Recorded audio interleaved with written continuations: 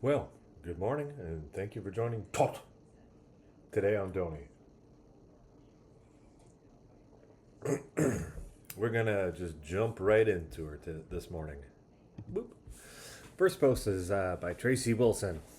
There are offers on the table ranging from committee appointments to hints of a cabinet post and even other an offer of judicial appointments. Yes, this is why I was saying yesterday. The bribes are technically true, but it only serves to keep the right left argument alive. But she's quoting a post by Scott here. Tim Hodgins on Floor Crossers. Don't know who that guy is. The question isn't really why are people coming to join the Prime Minister in his efforts. It's why they're leaving, where they're leaving from. Now I'm going to mute my mic and we'll. And what I would say is that the question isn't really why are people coming to join the Prime Minister in his efforts. It's why are they leaving where they're leaving from. And what I would say is that the question isn't really why. That's a completely fair question in my opinion. So good for Tim here, um, because there's no difference between the liberals and the conservatives. That's why it's happening. Um, I would expect more floor crossings to happen because they're the same. So if there's any more opportunistic MPs out there, I can easily see it happening again. Um, Government is Corrupt had a post last night, and I wish I saved it. But he said something. My memory is not so good this morning. I'm still working on my coffee. Anywho, let's go to the next post. Maybe it'll come to me in a bit. Oh, well, this is why it. Maybe I'll just click on it live here. Let's see if I can find it.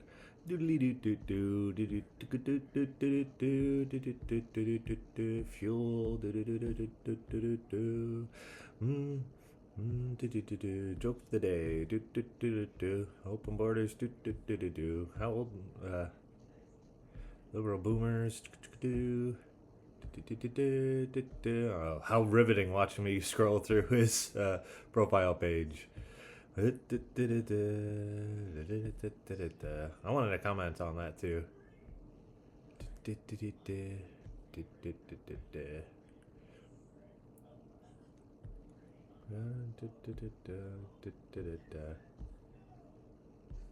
Man, whatever. I guess I'm gonna give up.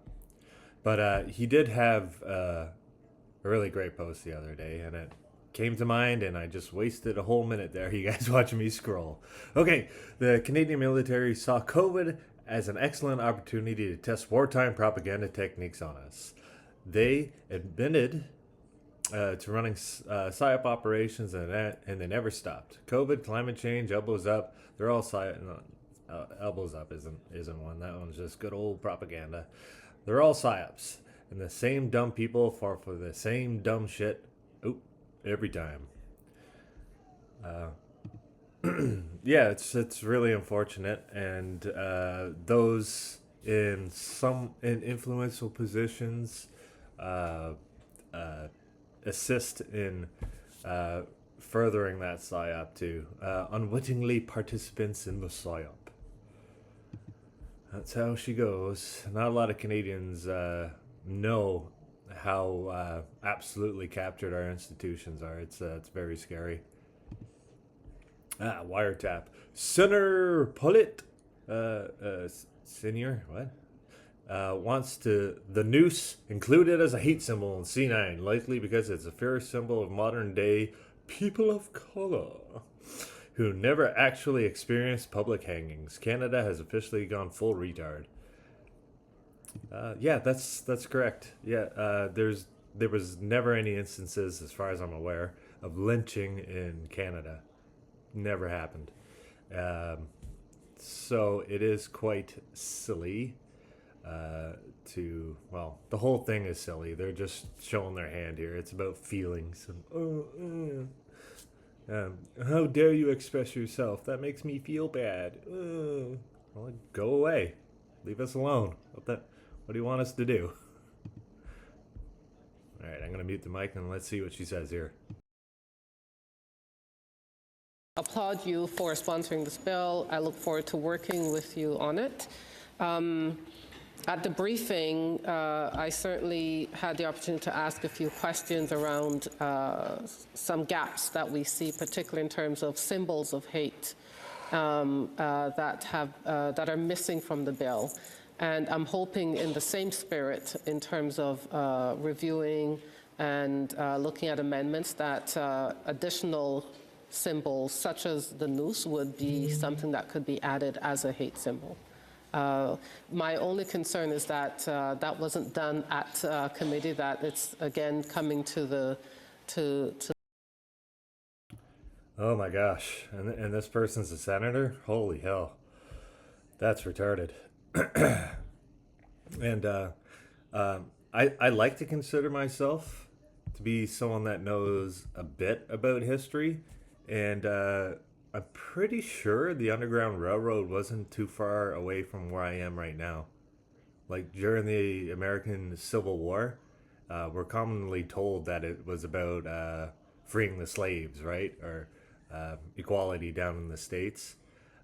Whereas in Canada and much of the rest of the world, slavery was already outlawed. So the Underground Railroad was pretty much between where I am in Sarnia and Windsor, and we had lots of people seeking freedom and persecution from the States. I don't like all these hate crime stuff. Doesn't make any sense in the Canadian context. And in my personal opinion, hate crimes don't exist. They're just a piece of legislation for people's feelings to give higher jail time based on fifis. That's all it is. There's no such thing as a hate crime. Because think about it. It's just motive. That's all. The crime is the same. Just the motive is different. Racism. Whoop-de-doo. Okay, next post. For the record, Canadian elections 2025, the Liberal Party of Canada got 31% of all possible votes in Canada to vote for them in the last election. Well, I saw some numbers flying around that it's somewhere an additional 100,000 or more because of all the floor crossers. So they got a little bit more than 31%. Ha ha. But no, 69% of all possible voters did not vote for them. I find that a funny post that I wanted to share because technically, like 99% of the people voted Uniparty, voted Globalists. So most of Canadians are getting exactly what they voted for. So democracy is unfortunately working, in my opinion. All right, last post here by Michael Chong. Cha-cha-cha-cha-chong. Iran is a serial violator of human rights. Canada has designated a state supporter of terrorism under the State Immunity Act. But last Wednesday, the Liberal government supported Iran's membership to the UN Committee, which oversees human rights. I asked the government why. Well,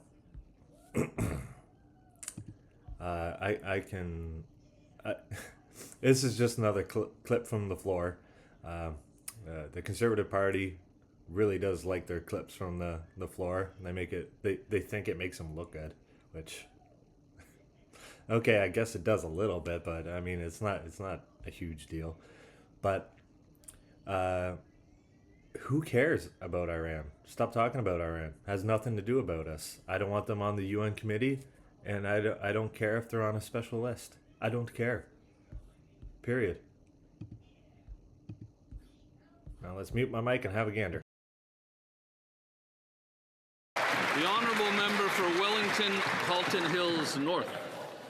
Mr. Speaker, Iran is a serial violator of human rights, And because of that, the government formally designates Iran as a state supporter of terrorism under the State Immunity Act. However, last Wednesday, the Liberal government voted in favor of Iran's membership to the United Nations Committee for Program and Coordination, which plans, programs, and coordinates human rights at the United Nations. Why did the government vote in favor of Iran's membership on this committee? L'honorable secrétaire parlementaire de la ministre des Affaires étrangères. Mr. Speaker, Prime Minister has been very clear. We are currently supporting and making sure that civilians and civilian infrastructure must be protected, international law must be respected, and we will stand for the safety and security of Canadians wherever they may be over the world. Mr. Speaker, we will continue to monitor the efforts that are being done in Iran. Thank you, Mr. Yeah, let's continue to monitor the efforts made in Iran. I don't care about Iran. I don't care about Ukraine. I don't care about Israel. The only thing that matters is what's happening here in Canada, and they're doing absolutely zero to solve the issues here. And it's incredibly frustrating that no one votes for it except for the PPC putting Canadians first. 'Tis a shame. Well, thank you very much for joining Tot today on Tony.